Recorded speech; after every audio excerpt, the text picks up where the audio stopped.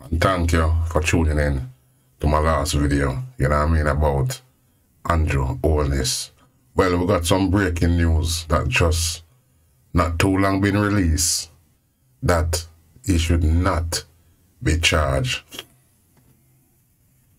People, can you really explain to me how is this possible?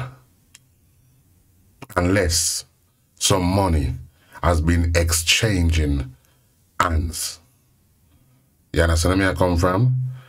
Or the people them were involved in it is the same cabinet members of Andrew Holness.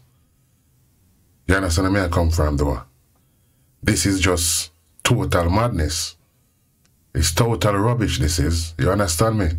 This man should resign. I'm calling for you to resign, Mr. Andrew Holness. Because you know what you done is wrong. It is wrong. You're not meant to be giving contracts out to people that you know, and unless you have money involved in it as well, which we know is the case. 100% the case. And people in your cabinet member has money involved as well. So that's the main reason why this thing is coming down to where they say, no, you're not to be charged. You just sweep all these allegations under the table or under the carpet, we might say. That's not going to happen. You need to step down and resign. You understand me? And look at this Jean and Panton now. Jean and Panton. She's been charged today. I hope she's in prison right now, because she's rolling in a wheelchair, man, and walkers coming out of taxi, which is a lie. This woman is fit enough to walk about the place and spend all these millions of Jamaican people money where she thief. You understand me? She's not supposed to get less than 30 years in prison, man. And walk in as well.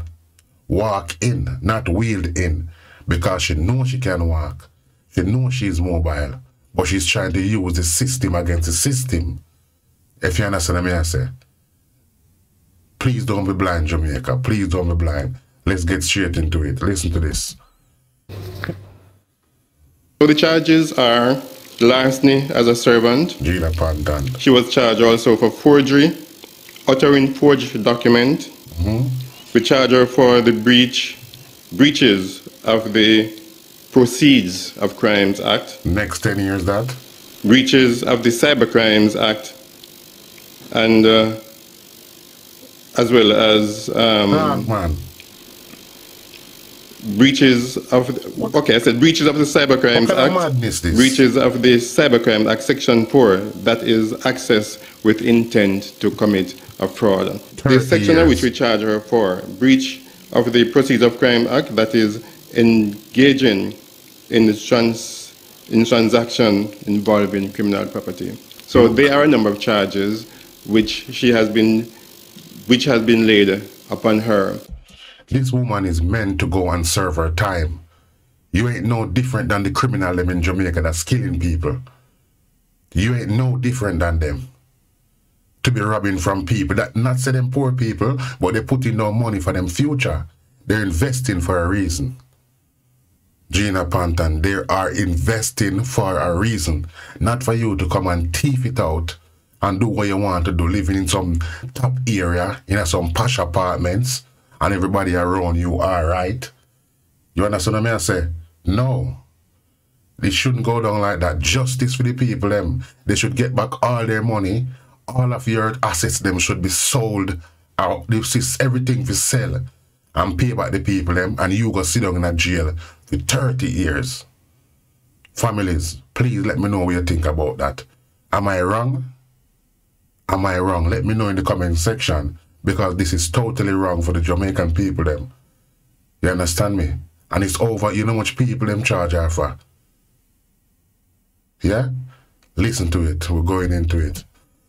Head of the JCF's Counter-Terrorism and Organized Crime Division, ACP Anthony McLaughlin, said the charges against Ms. Panton are in connection with 8 clients who have... 8 clients, you know, 8 of them only. So that means they're supposed to be in life imprisonment. Is life imprisonment, if you get, that's only 8. That's only 8 of them, you know. They've not touched on Hussein, both them and them people, their money yet. Let me go into it. Been fleeced millions of dollars. He also indicated that Ms. Panton is the only person who has been charged so far. The investigations continue. So as soon as it unfolds, then we will be able to ascertain whether or not other persons will be charged. She can't be the only one involved in that. Unless they're going to be covering up stuff, give her a light sentence, give her a leniency. Yeah, then people promise her a leniency. This is what it is for her not to call their names, family. For her to not tell who it is, they promise her some kind of leniency. Tell her to go in a wheelchair, everything, just to build up to the story. You have to get a long time in prison. And you should be made to talk who is involved with this horrible and horrific crime against the Jamaican citizen. But if that is so, we will be more than happy to bring it to the attention of the public. We need it. Now, about an hour after the police press briefing, the accused... Listen to this one, you know. This is the one that really cut me up as well. Just for sure how corrupted Jamaica is and the system is. Listen to this one. Jean Panton made her first court appearance at the Supreme Court in downtown Kingston. She arrived in a wheelchair, clad in a black and white polka dot dress. Brand new wheelchair, that look on the wheelchair, that never see road. That wheelchair has never been on the road pushing. You understand me? I said never. This brand new, my family. Brand new, believe me for that. The hearing is now underway. The court has heard so far that the case file is incomplete and there are 4 additional complainants. Our reporter Raquel Porter is in the courtroom and will have a comprehensive report in Primetime News at 7. Me have nothing like that for them. More pressure on the Integrity Commission to bring them for their jail. Me not have no feelings against that. You slide out a car like you like something wrong with you. Nothing is wrong with you. 100% nothing is wrong with you, man. You're trying to make people have sympathy. Me not have no sympathy for you, you know. You're a thief and criminal.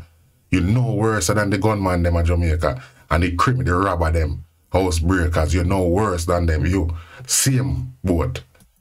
Break its silence to explain or resign.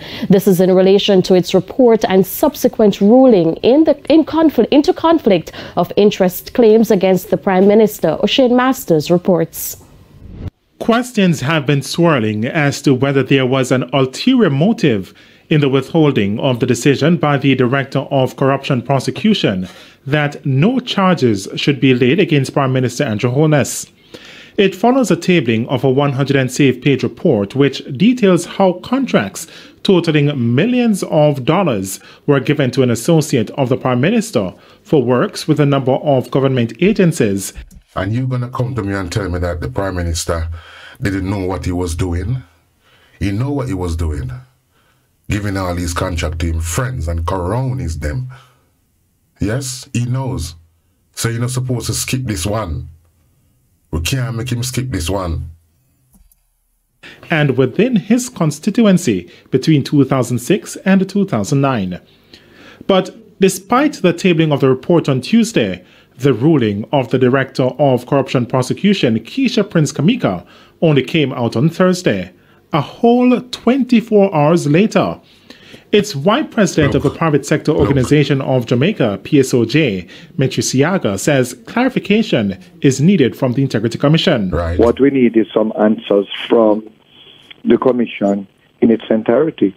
And if they cannot explain to the people of Jamaica that no corruption was involved, no malice was intended, and no incompetence was perpetrated, then we will move on.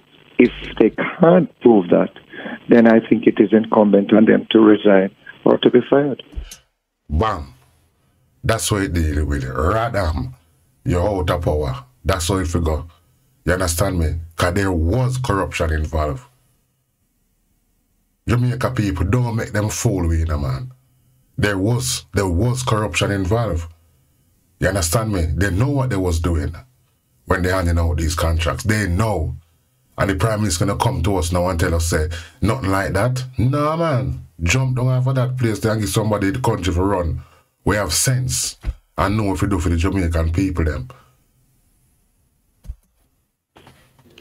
But with the gag clause in place, how is that possible? Their responses are limited, but yet we see tweets going out in the public sphere on social media about the matter from the executive director of the organization. So I'm not accepting at the moment that they are limited in what they can say. In the meantime, the PSOJ president says there are lessons which now must be learned by elected representatives following this report. Family, this is madness. They might try and make we understand. You understand where I come from? This is totally rubbish. This man is meant to be fired. I see a lot of presidents in a lot of country have to leave them posts for less than that. You understand me I say? And this is a big deal what him do to we Jamaican people. So we have to keep this in mind. He need to come down. There's no way of proving that he wasn't involved in them corruption there. Gagging order? Why? Why? We either have to decide as a country if we want to or we don't want to allow our members of parliament to recommend people in their constituencies. There are some good reasons why and good reasons why not. But that's a different issue now. What is important is that the integrity of the office of the Prime Minister has been tarnished. The integrity of Jamaica has been tarnished. Wow. And I want to make sure that there was not malice intended in so doing. O'Shane Masters, TV. Radam, that's how it go right now. Out him out. We need to put him out, the family. Believe me, he need to get out there. You understand me I say? Him